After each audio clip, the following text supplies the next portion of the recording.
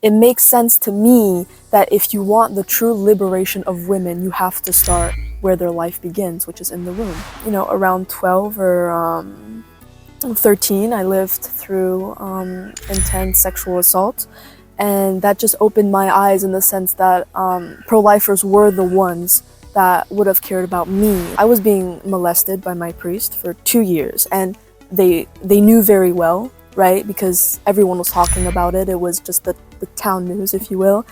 Family knew, friends knew, people from the church knew. I don't think that life puts you in situations that you are not ready for.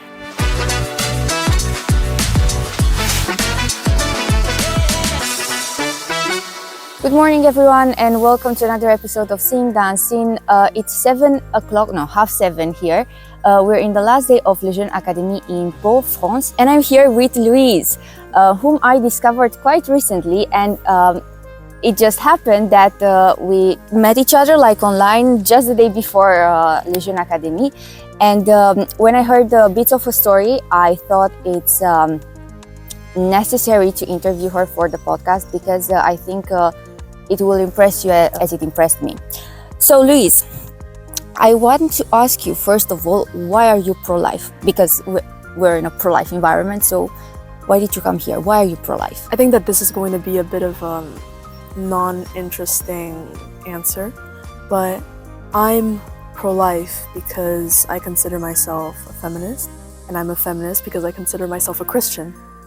So it's just this whole idea that can you really get to know God or actually claim to champion women's rights, right? If you support killing their daughters in their womb and sending them to deeply oppressive and power-hungry industries who can profit off of their vulnerabilities and also profit off of the children that they're killing.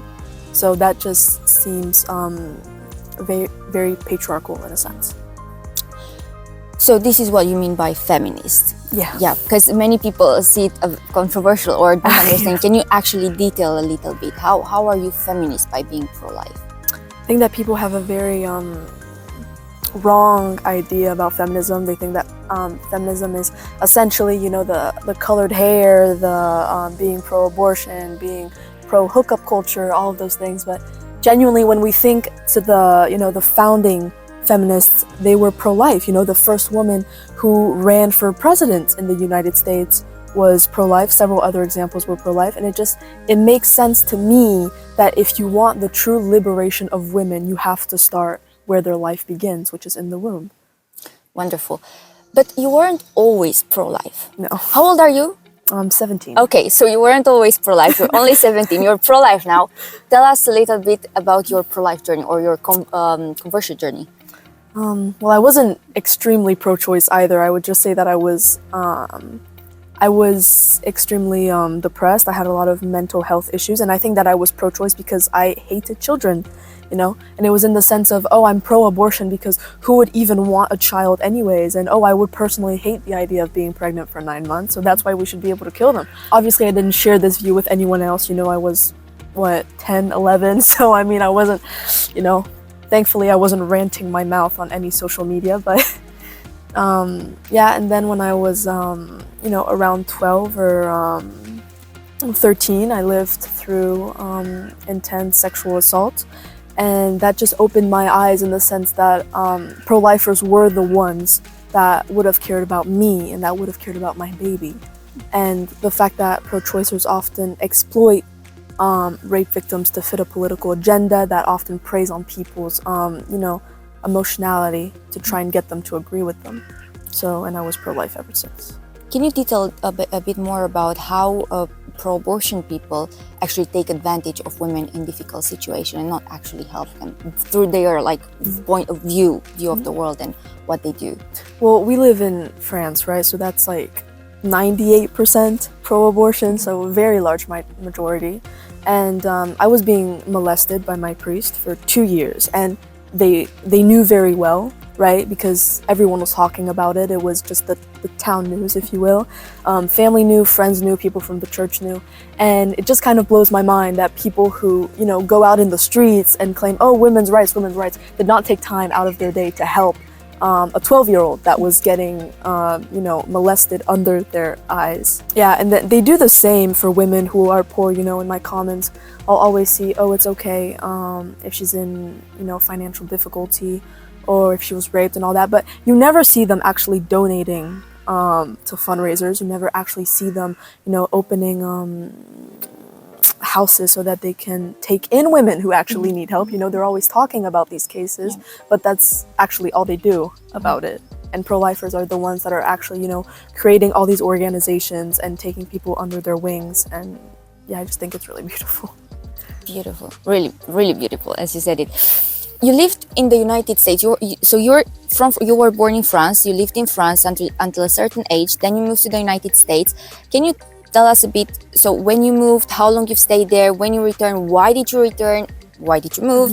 And what would be a couple of differences between how the pro-life movement is there and how the pro-life movement is here in France? Yeah, so technically I was born in France, and then I moved to China, and then I moved back to France for a few months, and then to America, and then back to France. But it was for my dad's job. He has an international job, so we were in China and in the US as expatriates.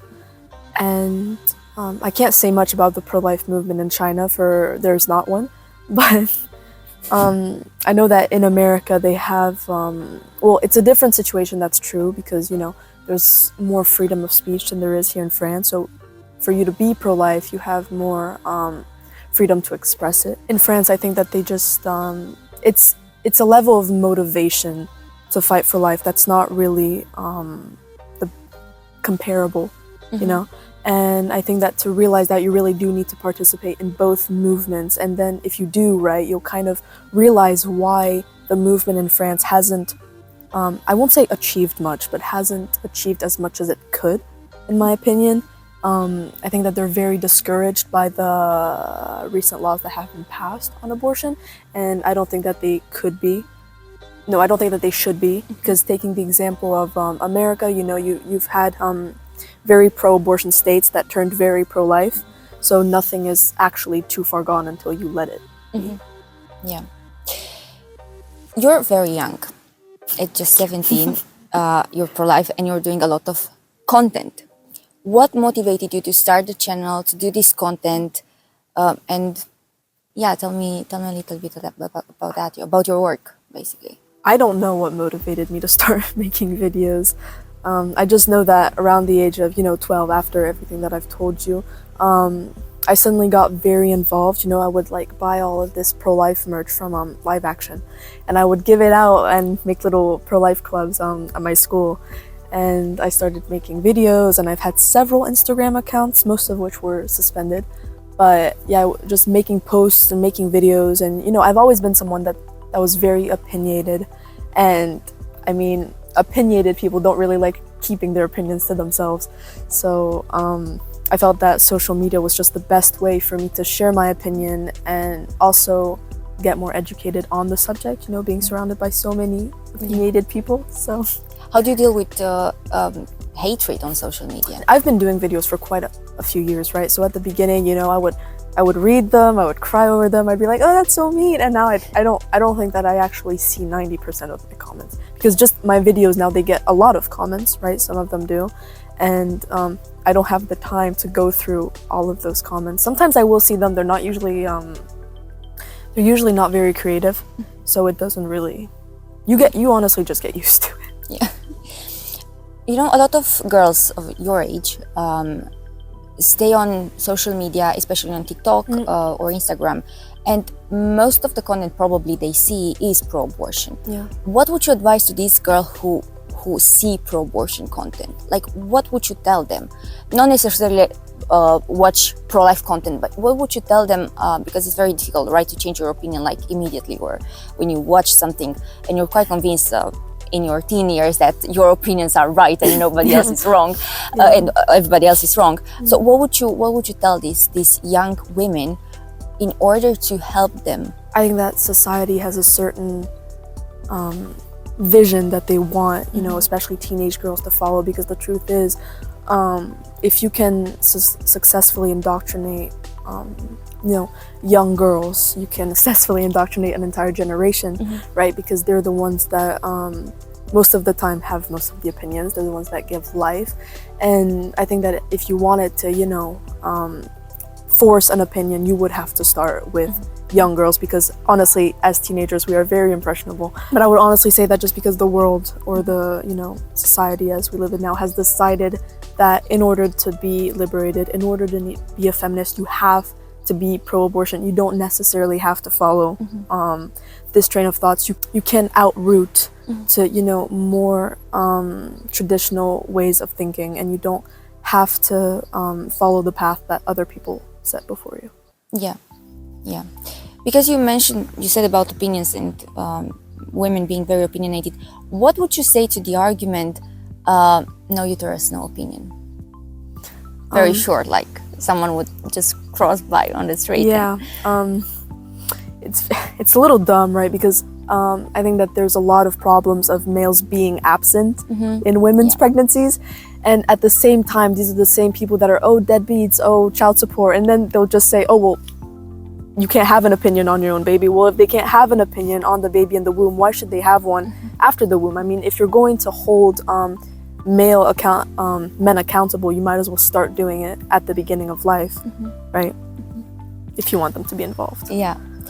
What would you tell to a young person who thinks they are pro-life but are afraid to express their views or join the pro-life movement because of what others might say? Well, I know that especially the pro-life movements in France and America are extremely welcoming. So if you do decide to, be openly pro-life, you'll be in very good hands and you'll be well taken care of. But you don't, as of right now, it is not criminalized to be anti-abortion. So if you are afraid, it's mostly maybe from rumors you've heard or things like that, but there's actually no reason to be afraid because you're on the right side of history, either way. What would you tell to a woman in pregnancy crisis who's very scared to keep her child because she basically thinks that she won't be able to take care of the child? I don't think that life puts you in situations that you are not ready for.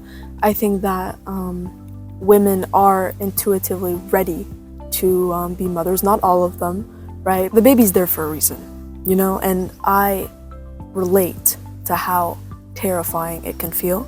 But there's zero reason that this would not turn out well for you, right? So in an unplanned pregnancy, the difficult part is the unplanned, right? Not the pregnancy. So you need to, do what you can to get yourself in a good situation and plan it as much as you can, right? But that is the part of the word you need to get rid of, not the pregnancy part, right? Because that is your baby. And I know that deep down, no woman wants to have an abortion. She does it out of desperation because she's panicked and she's scared. And I think that honestly, if a lot of women come to that, I think that it's mostly our fault, because I think that most of them are willing to hear out the other options. They just don't feel like there are any. So it's up to us as pro-lifers to give them the options that they need in order to, feel braver about the situation. Thank you very much, Louise, for your fight. Thank you for your all your dedication for the pro-life movement. And thank you for this beautiful interview. Thank you.